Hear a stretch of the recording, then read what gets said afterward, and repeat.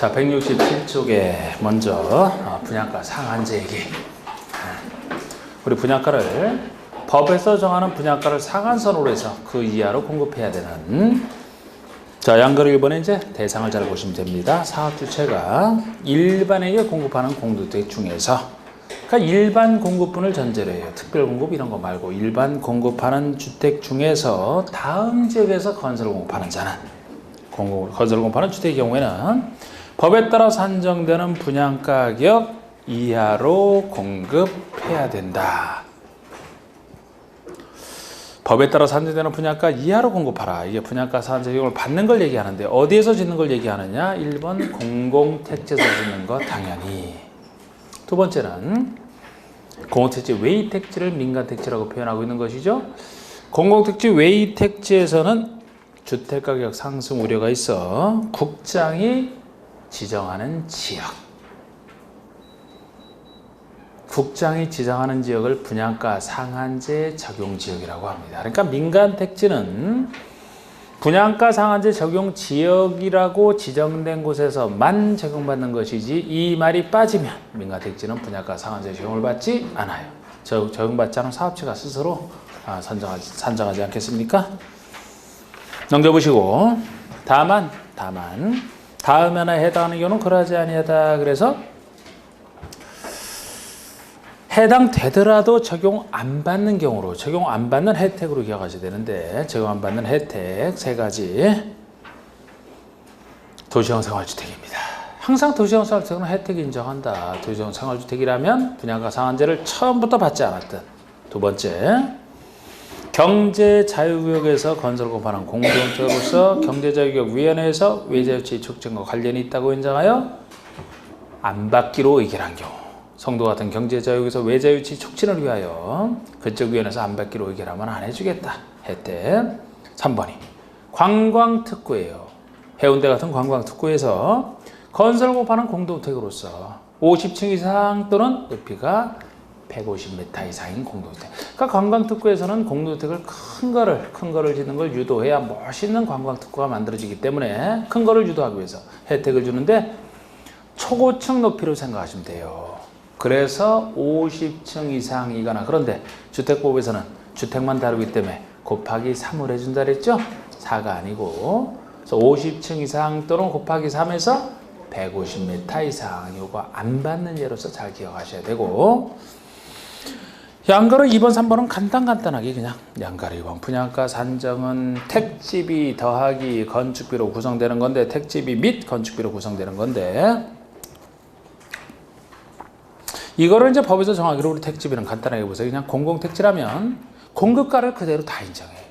그러니까 공공택지라면 공공사업으로 조성된 택지니까 만든 사람이 공급하는 공급가를 그대로 인정해도 이거 쌉니다.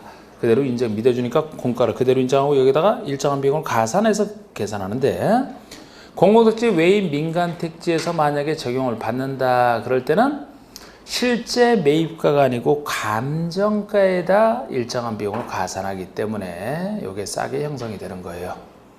예외적으로 매입가 할 수 있는 예외가 있지만 사실 민간택지는 분양가 상한제 적용 지역에서만이고 그 땅이 별로 없기 때문에 대충 보시라는 거예요. 그냥 대충. 그럼 지금까지 이거를 세밀하게 낸 적 있느냐? 물론 없고.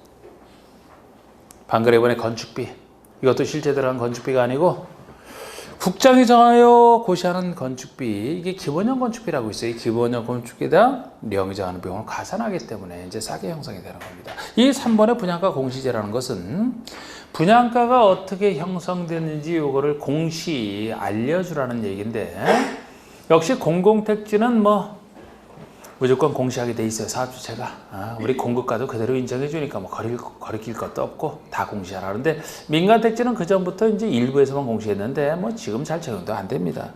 그래서 일단 적어도 방금 이번에 공공택지에서는 사업주체가 입주자 모집 승인을 얻은 때에 다음에 분양가를 입주자 공고안에 공시하라. 그래서 공공택지는 당당합니다. 이렇게 다 공시하게 돼 있어요. 근데 민간택지라면 거의 안 합니다. 됐고요. 옆에 페이지에 양가로 4번. 처벌 요 규정을 위반했어요. 처벌하는 거. 거의 처벌 규정은 안 나온다 그랬잖아. 그죠? 근데 우리 공급 파트에서 굳이 한다 그래도, 잘 안 나오지만 한다 그래도 이상하게 개인이 위반하는 것이 더 세게 처벌할 것 같은데 3년 3천인데 사업주체가 위반하는 것이 더 작은 2년 2천 특이해요. 특이해도 잘나진 않지만 그래서 지금 하는 거 사업이 분양가 상한제는 사업주체가 분양가 따라야 되는 거 아닙니까? 요거 위반했다. 분양가 공시할 걸 안 했다. 2년 2천만 원짜리 밖에 안 돼 이게.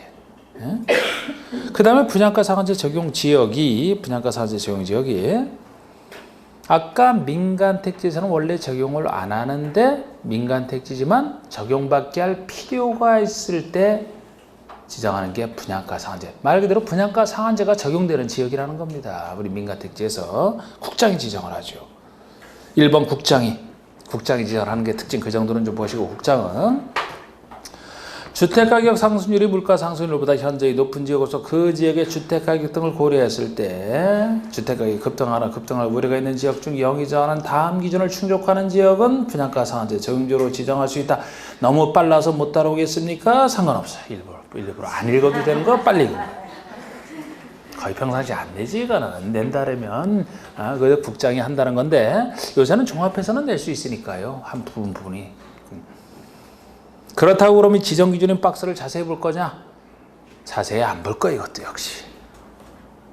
일부만 보고 말 거야. 일부만 혹시나 해서 그것도.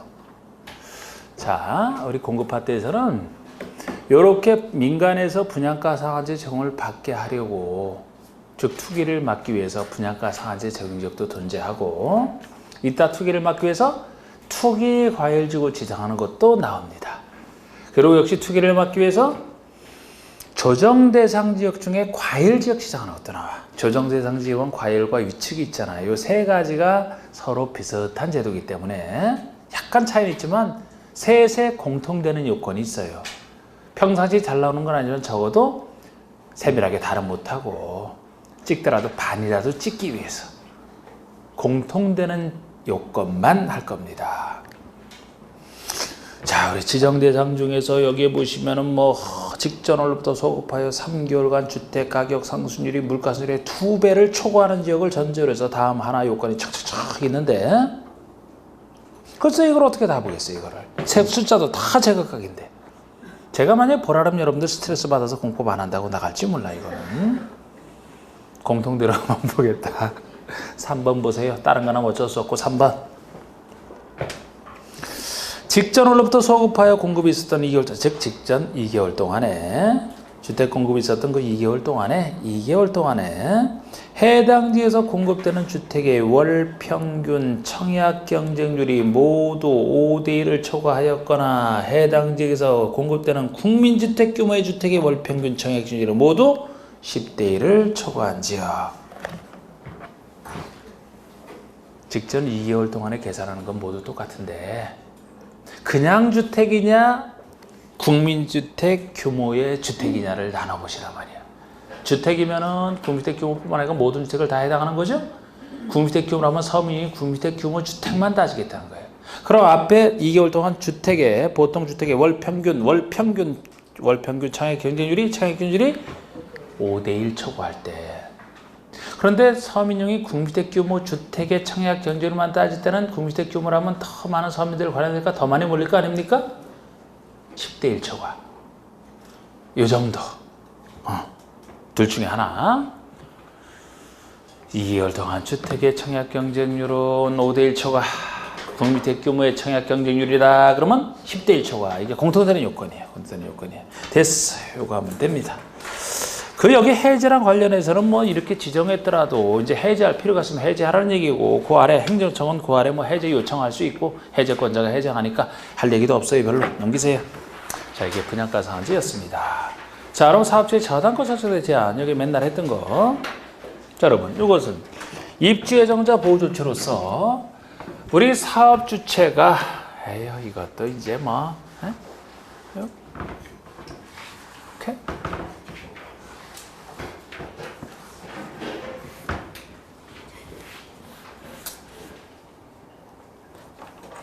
지금 사업주체가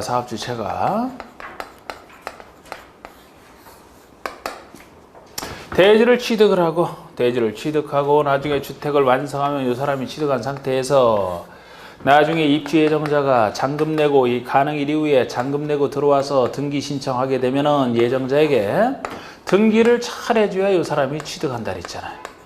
물론 이 사람이 대지에 대해서 이제 이전 등기를 통해서 취득을 하고 주택을 완성했으니까 주택에 대해서는 보존 등기를 해서 이제 취득한 상태에서 이 사람에게 등기를 해주면 이 사람이 이때 취득하게 돼 있는데 이 사람이 이 사람에게 넘겨주기 전까지 사업주체가 본인이 가진 대지나 주택에 대해서 뭐 저당권을 설정한다, 용익권을 설정했다, 다른 사람에게 처분을 해줬다. 그럼 이 사람이 피해를 보기 때문에 그런 거 하지 말라는 얘기죠.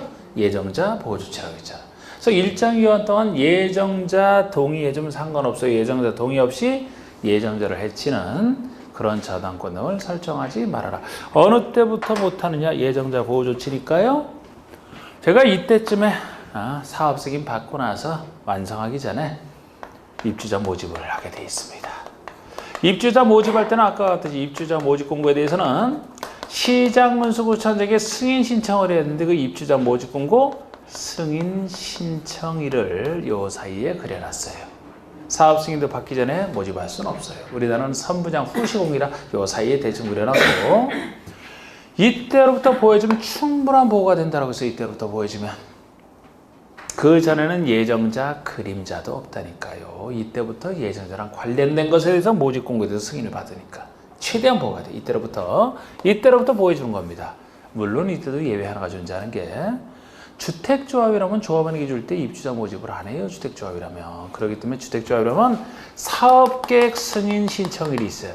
여기서부터 따지는 것은 주택조합이 할 때만큼이고 주택조합이 할 때만 이때로부터 따지는 것이고 보통이라면 이때로부터 어느 때까지 입주 가능일, 사용검사 다음에 나는 입주 가능일. 요거는 예정자가 자기 앞으로 이전 등기를 신청할 수 있는 이전 등기 신청 가능일과 같은 얘기가 되죠. 입주 가능일 이때부터 잔금을 낼 수 있고 잔금 내고 등기에 필요한 서류를 받아서 등기 신청이 가능하기 때문에.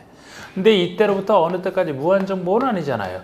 60일 정도까지 보여준다 그랬죠. 그래서 이때로부터 이때까지 주택조합이라면 이때로부터 이때까지가 되는 것이고 이게 핵심 아닙니까? 저당 등을 설정하지 못한다. 했다. 사업주가 위반했어요. 2년 2천만 원짜리 안 돼요. 보니까 위반을 많이 했습니다. 그래서 나중에 나온 게 부기등기 제도. 부기등기 제도. 확실히 예정대로 보여주는. 부기등기 의무. 우리 사업주처럼 하여금 본인이 가지는 대지나 주택에 대해서 이 대지나 주택은 예정자의 동의 없이는 저당권을 설정할 수 없는 재산이다라는 사실을 부기등기해야만 되고 부기등기를 한 이후에 사업주체가 아까 저당권 등을 설정했다. 그러면 부기등기 이후에 행해진 각종 등기는 다 무효로 만들어버림으로써 예정자를 확실하게 보호하게 되는. 그러면 부기등기 이후 것이 무효가 되기 때문에 어느 때 부기등기 하는지는 예정자 보호랑 직결되는 거예요. 자, 다르다 그랬죠? 대지와 주택에 대한 부기등기가 다를 수밖에 없어요. 대지에서는 이때 할 필요가 없다 그랬습니다. 이때 취득할 때 왜 부기등기를 합니까? 사업할지 안 할지도 모르는데. 그래서 보통이라면 어느 때 부기등기 하면 돼요? 입주자 모집권 승인자. 똑같은 취지예요. 이때로부터.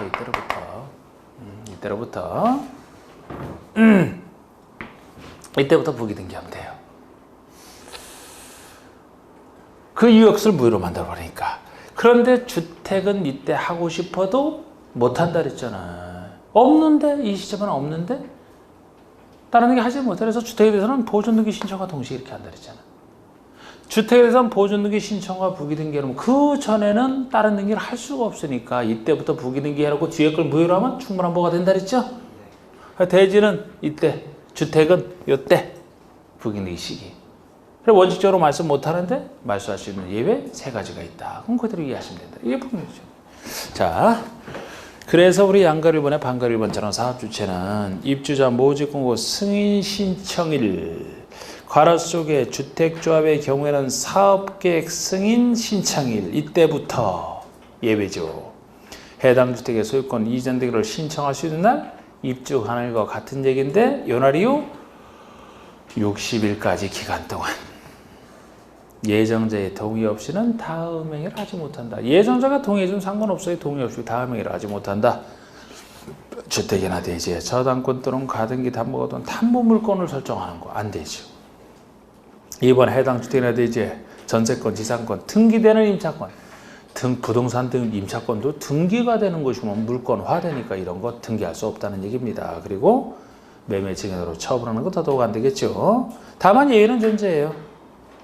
입주자에게 주택 구입 자금의 일부를 융자질 목적으로 자금 융자를 받는 경우와 일정한 사업체 변경 시에는 예외. 아니 왜 저당권을 설정해서 돈을 빌리느냐. 입주자에게 주택 구입 자금의 일부를 예를 들어 중도금 같은 거 입주자에게 융자질 목적으로 하면 입주 예정자에게 도움이 되는 것이라 이때는 할 수 있다 그랬잖아요. 또 사업체가 변경되면 변경된 사업주체에게로 명의가 넘어가야 되기 때문에 이거는 처분의 예외를 인정하는 겁니다. 위반자 2년 2천만 원밖에 안 되잖아요. 이렇게 허술합니다. 부기등기 보세요. 사업주체는 예정자 동의 없이는 양도등을 할 수 없는 재산임을 소유권 등기에 부기등기 해야 됩니다. 이때도 예외는 존재해요. 안 해도 되는 예외. 사업주체가 공공기관이거나 공공기관은 믿어주잖아. 사업체가 이거 뭐 사고 낼까요? 공공기관인데 안 하면 대지가 사업체 소유가 아니면 남의 땅에 이런 험한 등기는 못한다는 거죠. 그런 경우는 괜찮고 붕대 시기제가 강조했던 거. 대지는 입주자 모집공고 승인권과 동시하라. 주택은 소유권 보존 등기와 동시하라. 이렇게 돼 있는 거. 시기 잘 보시고 헷갈리면 안 돼요. 무효. 부기등기 이후에 해당 대지나 주택을 양수, 제한물권을 설정받거나 압류, 가처분 등을 했다. 즉 부기등기에 여러 가지 부기등기 이후에 등기 등을 했다. 그러면 그 효력을 무효로 한다는 거예요. 교육을 무효로 하겠다. 뒤에 것을 무효로 만들어버리는데 아주 무효로 만들어 확실한 보호가 되는데 방가로 4번의 부기등기 말소. 부기등기는 사업 승인이 취소되거나 사업 승인이 취소하면 공사 자체를 못하니까 보호 필요 없다 그랬어요. 또 예정자가 이전 등기를 이미 신청했다라면은 신청한 이후에 다른 말소에서 다른 등기를 했다 하더라도 등기 순서에 의해서 먼저 보호를 받으니까 또 이전 등기를 신청할 수 있는 때로부터 60일이 경과했으니까 이때 보호해줄 필요가 없어. 이 세 가지 경우가 아니면 원칙은 말소 못하는 거예요. 이 세 가지 경우는 말소할 수 있는 사유라고 했고요. 자 이제 저당권 설정 제한까지 끝났는데 그럼 개인이 지켜야 될 것 중에 분양권 전매 제한이 나옵니다. 근데 분양권 전매 제한과 관련해서 두 가지 제도가 또 있는 거예요. 그래서 4번, 5번 하고 나서 분양권 전매 제한 들어갑니다. 4번의 투기과열지구. 요것이 투기가 과열되어 있는데 분양권 전매를 제한함으로써 투기를 막겠다. 그래서 분양권 전매 제한하게 나온 최초의 제도입니다. 이게 투기과열지구가 최초의 제도예요. 지금 현재 지정권자는 국장 또는 시도사 두 사람이 지정권자입니다. 그런데 국장이 할 때는 편하고 시도사 할 때는 좀 더 까다롭고 이 느낌으로 보셔야 돼요. 국장과 시도사는 주택가격 안정으로 해서 필요한 경우 다음 지역을 투기과열지구로 지정하거나 해제할 수 있는데 먼저 주행 중에서는 박스 보세요. 주택가격 상승률이 물가 상승률보다 현재 높은 지역으로서 주택에 대한 투기가 현재 상행되고 있거나 상행할 우려가 있는 지역 중 다음에 하나의 기준을 충족하는 곳이어야 된다. 거기 1번 기준이 아까랑 똑같네. 직전 2개월 동안의 주택의 월평균 청약 경쟁률이 5대1 초과. 국민주택 규모의 주택의 청약 경쟁률이면 10대1 초과. 똑같죠? 아까랑 똑같은 것만 보신다 그랬잖아. 근데 이것만 봐도 되는데 2번, 3번이 혹시 나왔다래도 그냥 느낌 잡아서 제가 숫자 보라는 거 아니에요. 제가 감소나 이하 거기만 밑줄 그어놨죠? 그거만 그냥 판단하고 말아요. 예를 들어 2번의 가번 주택의 분양계획이 아니면 주택의 분양계획이든 나번에 뭐 사업 승인이나 건축허가 실적이든 직전월보다 30% 이상 감소잖아. 숫자 몰라도 돼. 감소. 여러분 주택의 분양계획이 늘어나면은 공급이 늘어난다는 얘기요.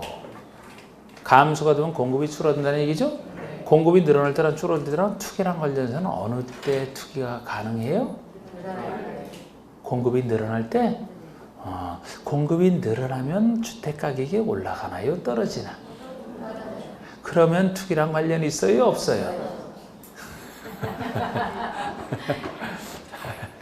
학계로는 여기 와서도 공법에서도 괴롭히네. 주택의 분양계획이 감소가 되어야 공급이 줄어들고 공급이 줄어들어야 가격이 올라가죠? 그래서 감소된 곳이 지정하라 이거야. 이거 증가된 곳에 지정한다면 틀린단 말이야 이게. 감소. 네? 그렇잖아요. 그냥 그 느낌만 잡으시라는 거 그냥. 그러면 예를 들어 3번에 가번에 시도별 주택보급률이든 자가주택 비율이든 주택보급률이나 자가주택 비율이 평균 이하예요? 전국 평균 이하? 아니 이런 게 혹시나 이게 사실 이런 거 나오면 어렵게 되는 거예요 이거는. 그러나 혹시 나오더라도 말이에요. 주택보급률이나 자가주택 비율이 전국보다 작다라면 그런 주택보급이 덜 됐다는 얘기네? 자가주택이 적다는 얘기네요? 그럼 반대로 이건 주택에다 수요가 많아질 거 아닙니까? 그럼 역시 가격이 올라가겠네? 그래서 지정하라 그런 얘기예요. 가격이 올라가면 수요는 늘고 공급이 줄었을 때 아닙니까? 아까 공급이 줄어드는 얘기고 이건 수요가 늘어나는 얘기잖아 그러면.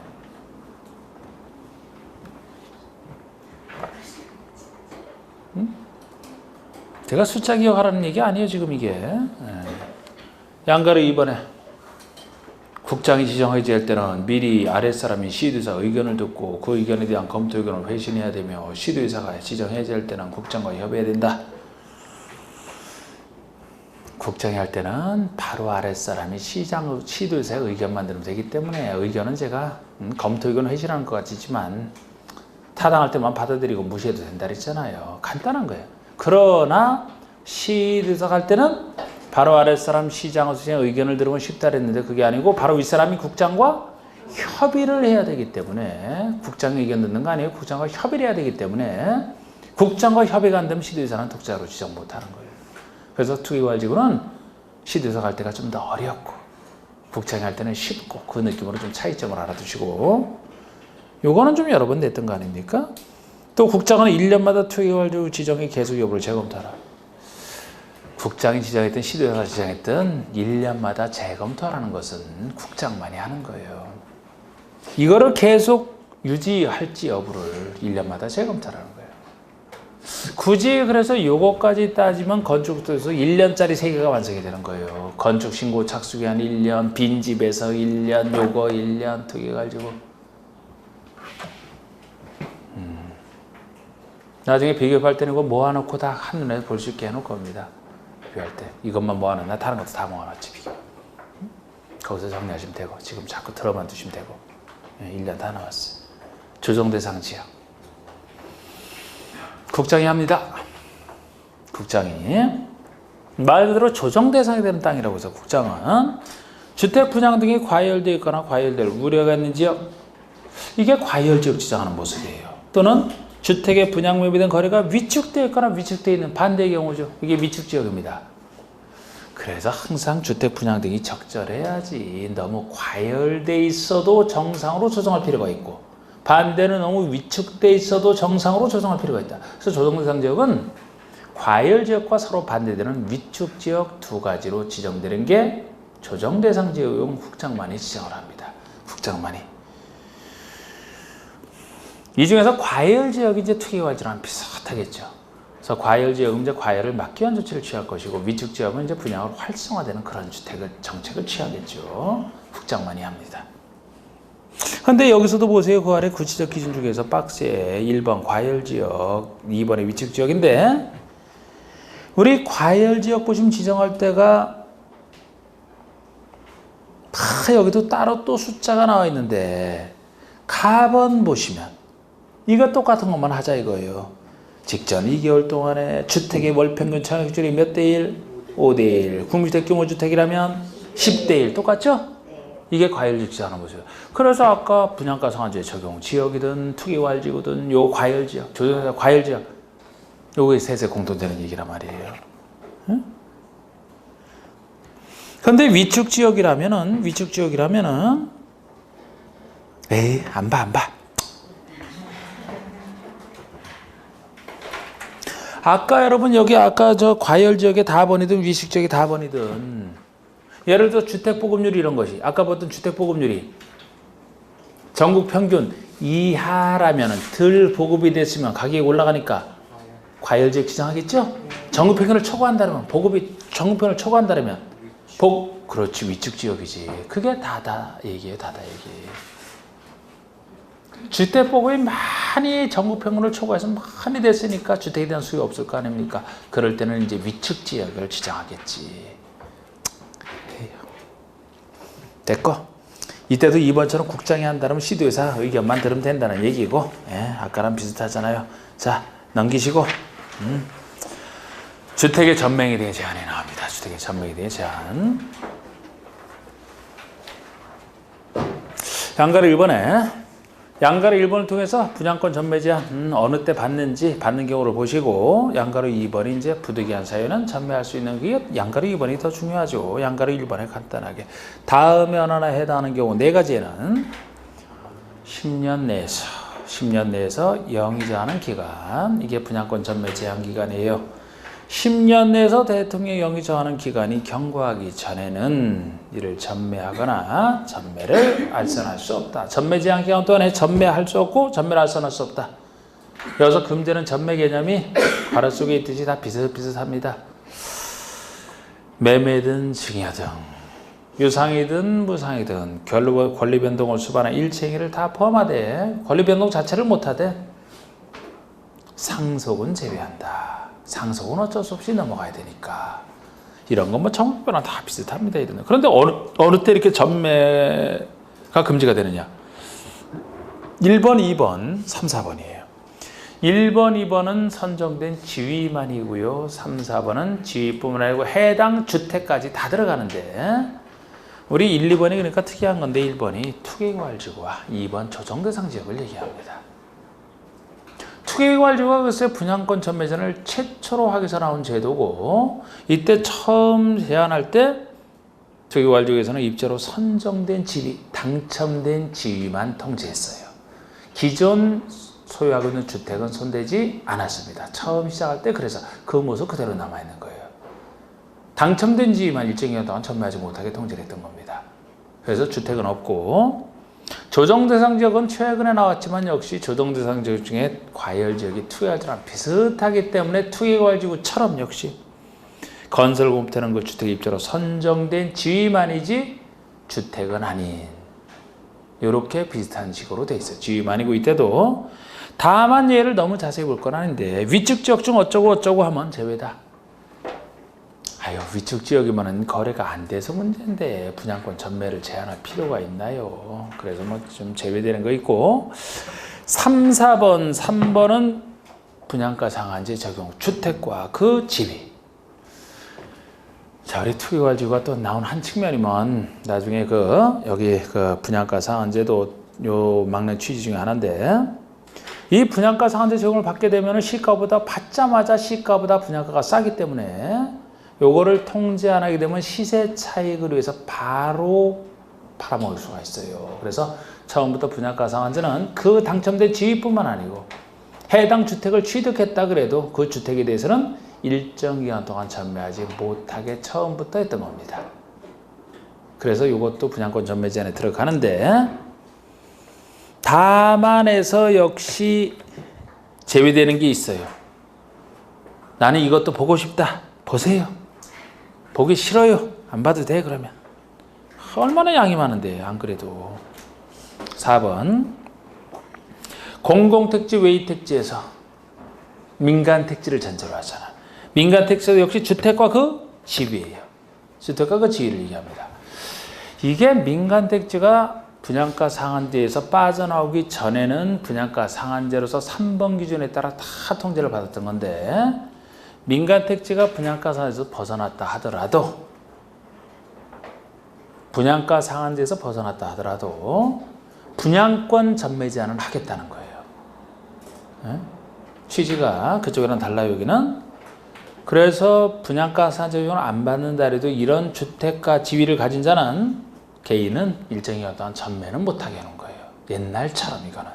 분양권 전매 제한. 그래서 이것도 들어간 건데 여기도 다만 제외되는 게 아까랑 비슷한 게 있습니다만 적어도 여기 도시형 생활주택에서부터 50층 이상 높이가 150m 이상 공동주택 여기까지 그 뒤에 것도 또 있습니다만 이건 제외예요. 적어도 이 정도는 제가 해두시자 그랬잖아. 그러니까 아까 우리 분양가 상한제 적용 대상 중에서도 아까 안 받는 경우 거기는 분양가 상한제 적용도 받지 않지만 분양가 상한제 적용을 받지 않아도 민간 택지에서는 이 분양권 전매 제한은 적용을 받는다 그랬죠? 이것도 안 받는 거야. 이것도 아까 도시형 생활주택 등은. 그러니까 도시형 생활주택 등에서 아까 관광특구에서 나오는 거 이거는 참 제한을 잘 안 받는 거지 뭐. 분양가 상한제 적용도 안 받아요. 분양권 전매 제한도 안 받는. 그리고 양가류분의 전매 제한 특례라고 해서 전매 제한 기간 중에 있더라도 부득이한 사유가 있습니다. 그리고 부득이한 사유도 법에서 좀 비슷하게 인정해요. 더 약간 줄이는 경우는 있어도 비슷합니다. 그래서 여기가 더 많은 경우인데 이 부득이한 사유가 있으면 어쩔 수 없는 사유가 있으니까 물론 해도 되는지 사업주의 동의를 받아야 되겠습니다만 예외적으로 전매가 가능한 사유로서 많이 나왔던 거죠. 다만 다음에 해당되어 사업주체의 동의를 받은 경우 사업주의 동의를 받아야 돼요. 이때 사업주에 중에서 좀 더 세밀하게는 주택이라면 지유아 주택 중에서 주택이라면 토지주택공사, 지방공사의 동의를 받아야 된다라고 따로 있습니다만 왜냐하면은 이 분양권 전매 제한 중에서도 지유아 주택이 있었잖아요. 주택에 대해서는 부득이한 사유가 있어서 전매한다면은 주택에 대해서만큼은 토지주택공사나 지방공사가 내가 먼저 사겠습니다라고 할 수가 있어요. 그래서 먼저 살 권리가 있는 토지주택공사나 지방공사의 동의를 받으라는 거죠. 먼저 살 권한이 있는 사람에게. 뭐 그런 얘기도 있습니다만 하여튼 사업주의 동의를 얻어서 전매할 수 있는 경우입니다. 있는 경우인데 다 이해하시면 돼요. 1번에 세대원이 근무, 생업상 사정이나 질병치료, 취약, 결혼으로 인하여 근무지가 바뀌었다. 생업상 사정, 질병치료차, 취약, 결혼 다 부득이한 사유예요. 세대원 전원이 다른 곳으로 이전할 됩니다. 지금 그 아래도 마찬가지고 세대들 헤어지지 말라고 부득이한 사유를 인정하기 때문에 세대원 전원이 가는 걸 전제로 하는 건 다 똑같아요. 세대원 일부가 간다면 틀립니다. 근무지가 바뀌었을 때 여기를 다 팔고 가야 그쪽에 세대원이 흩어지지 않고 그쪽 가서 주택을 사서 같이 모여 살 수 있으니까 전원이 가는 걸 전제로. 그런데 이 1번 사유만큼은 어느 곳으로 갈 때냐 수도권만 제외하고 다른 곳으로 간다는 게 붙어 있습니다. 이 1번 사유에서만 수도권으로는 못 가요. 수도권의 인구 너무 집중되어 있는 곳이라 수도권 외의 곳으로 가는 걸 전제로 해서고 다른 건 그런 얘기도 없어요. 예를 들어 상속에서 취득한 주택으로 세대원 전원이 이전한다. 상속에 무슨 예외가 있으면 상속받은 주택으로 가야 된다라면 다 전원이 갈 때를 전제로 해서 가족 헤어지면 안 되니까 여기 거 팔고 그쪽으로 갈 수 있게 해줍니다. 세대원 전원이 해외 이주 마찬가지예요. 세대원 전원이 해외 이주하겠다는데 해외 이주가 아니고 2년 이상 해외 체류 적어도 2주는 아니고 장기 체류라면 잠깐 체류는 안 되잖아요. 장기 역시 2년 이상이 주택권하고 1사하는 거 다 2년이잖아. 1사 아닌 거 2년 이상 장기 체류 전원이 4번에 이혼으로 인하여 입주로 선정된 지연할지로 배우자에게 이전한다. 이혼하게 되면 재산분할을 할 수 있어야 되고 재산분할을 한다면 어떤 사람이 받았지만 요거를 B에게 주기로 했다. 다 줄 수 있어야 이혼이 되기 때문에 전매 제한에 안 걸려야 되는 거예요. 이혼도 부득이한 사유잖아 항상. 근데 항상 요거는 제가 7번과 구별해서 헷갈리면 안 된다 그랬죠? 7번의 입자로 선정된 지연화 주택의 일부를 배우자에게 증여하는 경우예요. 이건 혼인 중에 배우자에게 증여하는 경우입니다. 일부의 일부. 아까 이혼할 때는 뭐 재산분할상 하니까 전부든 상관없어. 그러나 혼인 중에 배우자에게 증여할 때는 일부만 증여할 수 있지 전부는 증여가 안 된다. 혼인 중에는 부부의 재산 소유 형태는 부부가 공유하는 게 아름다운 형태다. 공유를 하기 위해서는 전부를 다 주면 힘 있는 배우자의 또 다른 단독 소유가 된다 그랬죠? 공유를 위해서 일부를 준다는 본인이 받았지만 일부를 줘야 되고 이런 원리가 부부 공유 때문에 그래요. 배우자의 그 연금 같은 건 이혼해도 분할할 수 있나요? 연금 청구? 배우자가 혼자 받는 그 연금 나중에 이혼하게 되면 그것도 분할 청구 가능하냐고. 당연히 가능하지. 연금은 뭐 자기 뭐 돈으로도 그 다 혼인 중에 취득한 것은 다 부부 공유인데 뭐 그 돈으로 한 건데. 자, 그런 취지, 그런 취지. 이혼할 땐 전부 다 줄 수 있어요. 혼인 중에는 일부만. 이렇다고 해서 이혼이 유리한 거 아니라 그랬잖아요. 이혼해서 뭘 하나 받는다는 거기에 대한 대가는 당연히 자기가 따로 주겠죠. 거의 공평하게 나누는 거야. 나누는데 자꾸 공보 선생님이 이혼하는 것만 자꾸 유리하다고 가르쳐 주는 것 같다고 오해하지 말고 전매가 허용되는 경우는 전매가 허용되는 경우는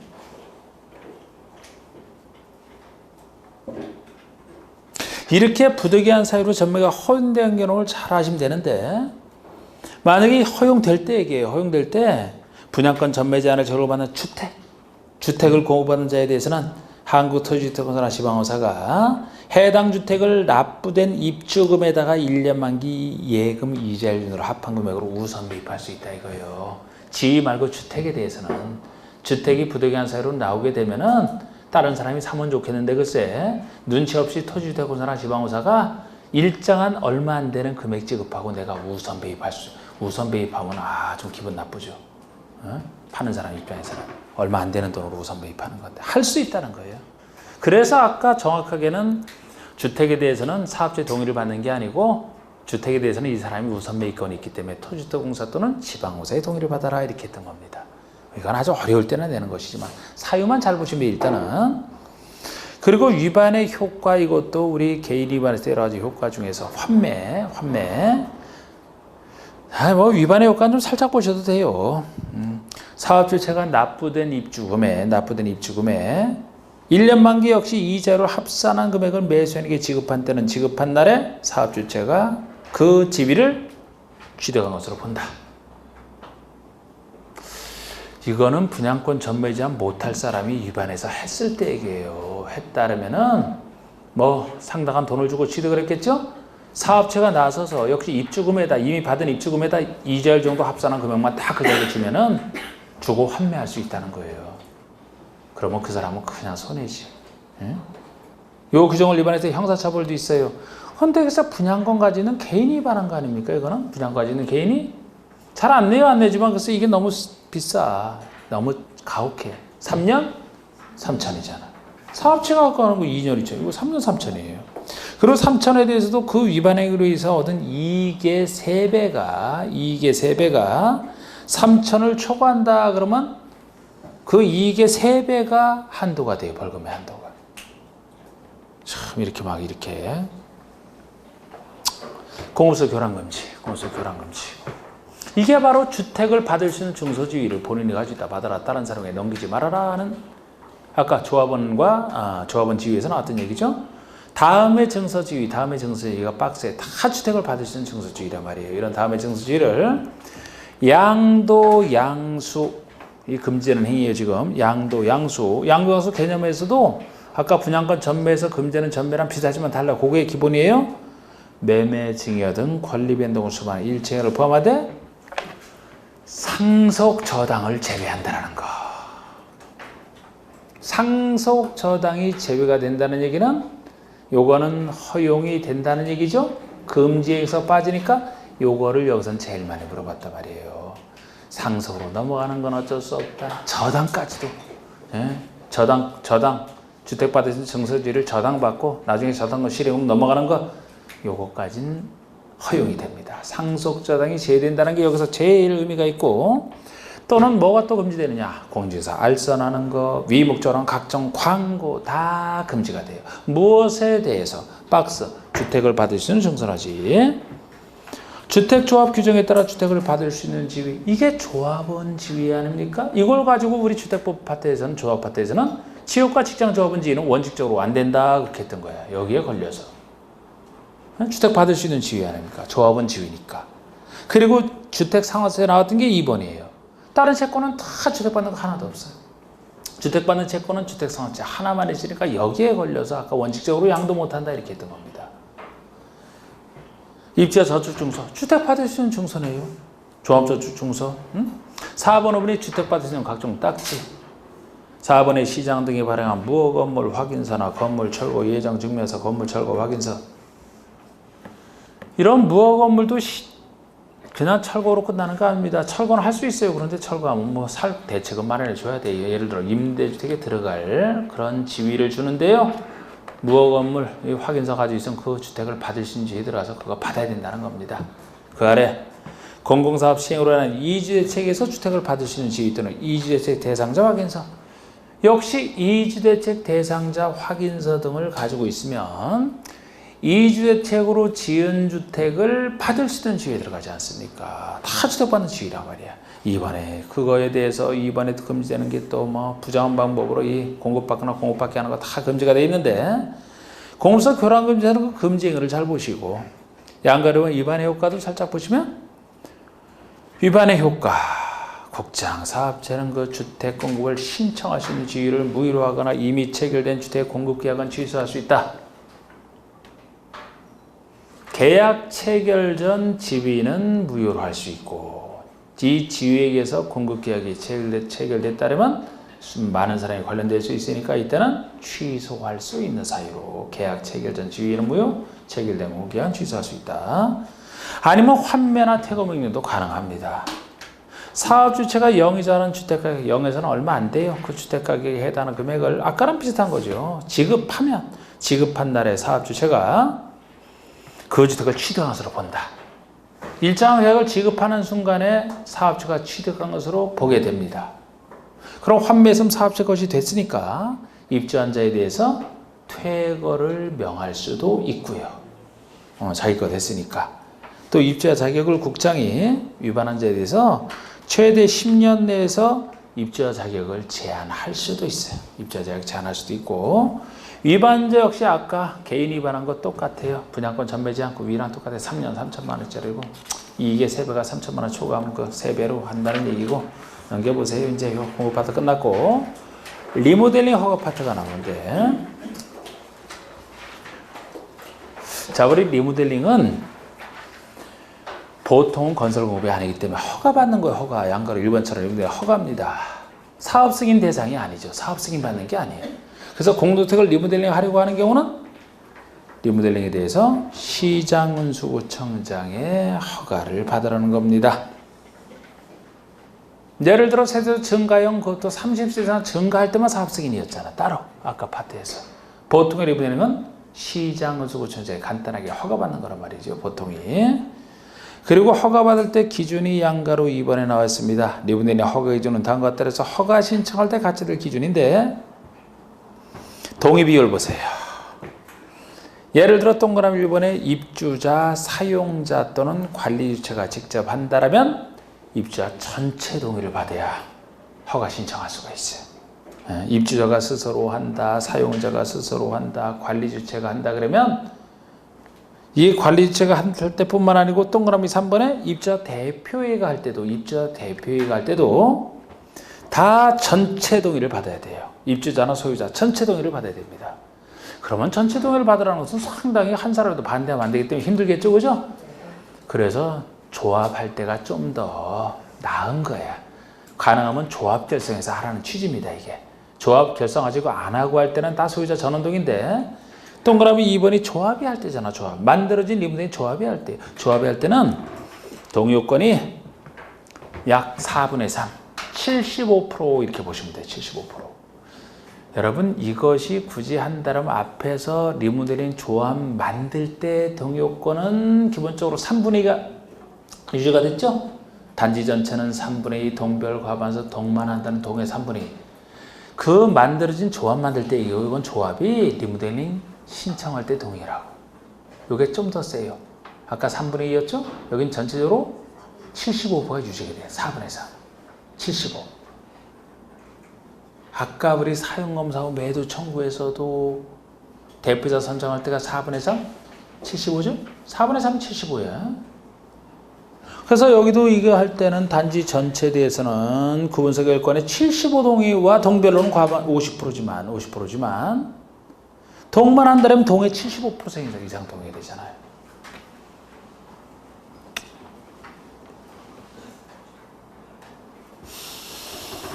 그 시공자 선정하는 얘기 뭐 전문가인 건설업자나 등수사 시공자 선정하고 공장의 경쟁 잘 안 해도 돼. 양가로 4번에 정치권의 분들이 안전진단. 이 안전진단이 정비법의 재건축 정비계 위반 관련된 안전진단과 여기 증축형 리모델링 안전진단이 둘밖에 없는데 이게 증축형 리모델링을 전제로 한다는 거. 대수는 아니에요.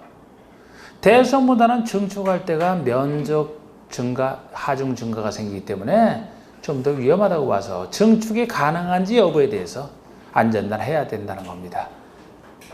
증축형 리모델링을 하려는 자예요. 증축형. 대수행하면 틀려요. 증축형 리모델링을 하려는 자는 시장수구청장에게 안전단을 요청해야만 되고 시장수구청장은 증축 가능 여부의 확인 등을 위해서 안전진단을 실시해야 된다. 증축 가능 여부를 확인해서 의무적으로 신청하고 의무적으로 하게 돼 있어요. 증축형 리모델링을 할 때는 의무적으로. 이때 안전진단 기관에게 뭐 의뢰하는 건 다 우리 정비법이랑 똑같은 얘기고 동그라미 3번처럼 시장은수구청장이 안전진단으로 건축물의 안전에 위험이 있다고 평가하여 재건축 사업 및 빈집 소규모 정비법에 따른 소규모 재건축 사업이 시행이 필요하다고 결정한 건축물에 대해서는 증축형 리모델링을 해서는 안 된다. 지금 증축이 되는지 안 되는지 확인하려고 해봤더니만 안 된다는 거예요. 여기서 증축했다간 큰 사고가 날 것 같아. 그래서 구조안전에 위험이 있다고 평가해서 우리 증축하지 말고 증축형 리모델링 하지 말고 재건축 사업 등이 필요하다고 판단되면 재건축을 해야 되기 때문에 다 밀어버리고 새로 짓는 재건축을 하는 게 낫다고 보기 때문에 이때는 증축형 리모델링을 해서는 안 된다. 너무 당연한 얘기가 되겠습니다.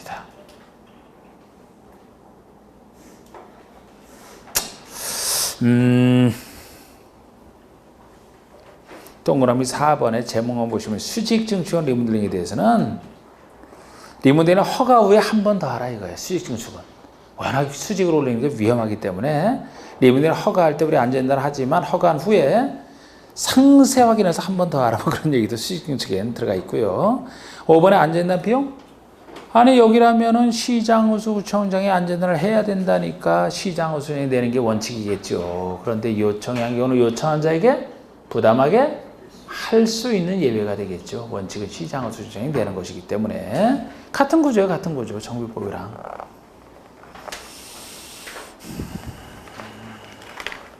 아유 참 아직도 안 끝나네. 큰일 났네 이거. 토지임대 분양주택. 토지임대부 분양주택까지 하고 주택부 끝난 다음에 쉬겠습니다. 약 1시간이 부족하네. 1시간이 다른 데보다. 토지임대부 분양주택 보시면 이것도 아직 낸 건 아닌데 이것도 나중에 들어가서 아직 안 나온 거죠. 우리 토지임대부 분양주택이면은 주택만 분양받고 토지는 지은 사람이 그대로 가지치면서 임대를 준다 그랬죠. 그죠? 그러면 분양주택을 받아서 사는 사람은 토지는 임대하기 때문에 토지에 대한 사용료, 임대료를 내면서 써야 돼요. 그럼 여기서 의미는 우리 들어가 살 사람이 일종의 반값 아파트라 서민용인데 이 사람들이 이제 임대료를 얼마나 내는지가 기본이 돼요. 그리고 이때도 임대차 기간이 끝나면 그때는 나중에 분양받거든요. 토지를. 그런 관련된 얘기만. 자, 그럼 임대차 그 양가로 1번에 제가 별표 하나를 딱 해놨는데 반가로 1번에 임대차 기간을 보시면 토지임대부 분양주택의 토지에 대한 임대차 기간은 40년 내로 한다. 최대가 40년이에요. 이 경우 소유자의 75% 이상이 계약갱신을 청구할 때는 40년 범위 내에서 이를 갱신할 수 있고 심해. 임대차 기간이 40년을 넘기지 못해 최대치가 40년의 토지에 대한 임대차 기간이. 아이고 이게 주택값을 내고 들어가서 반값 주택값만 내고 들어가서 살다가 나중에 토지 임대차 기간이 끝나야 돈 많았다가 그때 토지를 임대하면 완벽한 전체 온전한 소유권을 취득하게 되는데 임대차 기간이 최대 40년 이내니까 최대치로 40년까지 된다면 지금 여러분들이 혹시 분양받았다 그러면 40년 후에 완벽하게 취득하는 거예요. 그런데 또 이게 또 이렇게 길게 하는 게 반드시 분양주택 받은 사람에게 불리한 것도 아니에요. 진짜 돈이 없다면 계속 나중에 와서 돈 없거든. 그래서 이 소유자가 75% 이상이 요구하면은 갱신 요구하면 다시 40년. 아이고 이거 죽기 전에 받을 수나 있으려나 이거 완벽히? 예? 너무 길죠? 어쨌든 그러면은 글쎄 죽기 전에 온전한 거 받을 수 있나 이거 죽기 전에? 이런 걱정이 되죠? 죽을 사자 40년이라니까 이것도 그래서 그냥 그렇게 기억하시려면 하시라고. 낸 적은 없어 아직까지. 그리고 토지 임대료 바로 보세요. 그 다음 반가로 1번에 임대차 경향이 토지 임대료 정도만 봅시다. 예? 토지 임대료는 토지 임대부 분양주택의 토지 임대료는 해당 토지의 조성 원가 또는 감정 가격에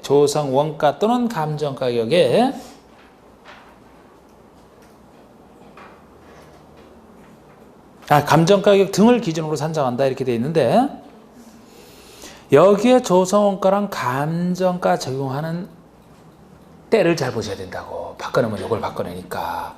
자, 우리 조성원가를 기준으로 해서 임대료를 산정하는 경우는 공공택지의 경우 여기다가 3년 만기 이자율을 적용하여 산정하래요. 감정가를 기준으로 산정하는 것은 공공택지 외의 민간택지를 전제합니다. 3년 만기 이자율을 적용하여 산정하는 건 똑같고, 이 서민들 입장에서는 가격은 싸게 받고 들어갔어도 임대료가 비싸면 사실상 못 살아요. 그래서 임대료를 어느 때 기준으로 할 건지 신경 쓰겠다는데 시가 기준은 도저히 할 수가 없고 서민들을 위한 것이라 조성원가랑 감정가인데 조성원가를 기준하면 그 조성된 원가에다가 3년 만기 이자율 정도만큼을 임대료로 내라는 거예요. 3년 만기 이자율 정도를 내래. 그럼 싸게 되겠죠, 그죠? 훨씬 싼 거예요. 감정가 기준으로 한 것보다 훨씬 싼 겁니다. 그러면은 아무리 서민들을 위한다 하더라도 공공시행자니까 서민들이 좀 더 희생할 필요가 있지. 민간에게 그런 걸 너무 강요하면 안 되죠? 민간은 다 영리를 추구하는 건데, 그래서 조성원가, 감정가 중에 하나를 비교한다면 아주 싼 조성원가를 기준으로 하는 것은 공공택지. 감정가를 기준으로 하는 것은 공공택지 외의 민간택지의 경우라고요. 그래서 공공택지에서 이걸 분양에 따르면 공공택지 하는 사람들이 다 공공사업을 하는 사람들이니까 이때는 좀 더 희생하라. 요거를 좀 차이점 정도 하시면 되겠습니다. 그리고 이때도 동그라미 2번 토지 소유자는 토지 임대료 약정을 체결한 후에 2년이 지나기 전에는 임대료 증액을 청구할 수 없다. 처음 임대료 약정을 체결하고 나면은 2년이 지나기 전에는 증액 청구할 수 없다고요. 감액은 아무 상관없어요. 감액이 되면 그 주택 소유자에게 좋으니까. 근데 증액이라면 적어도 2년 지난 후에나 증액을 청구하는 거예요. 2년 지나기 전에. 이것도 2년 바꾼다면 요거 아닙니까? 1.3하니까 2년이지 뭐. 이렇게 다 1.3아니고 2년에서 하시면 되고. 이 정도면 됐어요. 주택법 끝났습니다. 자, 10분 쉬시고.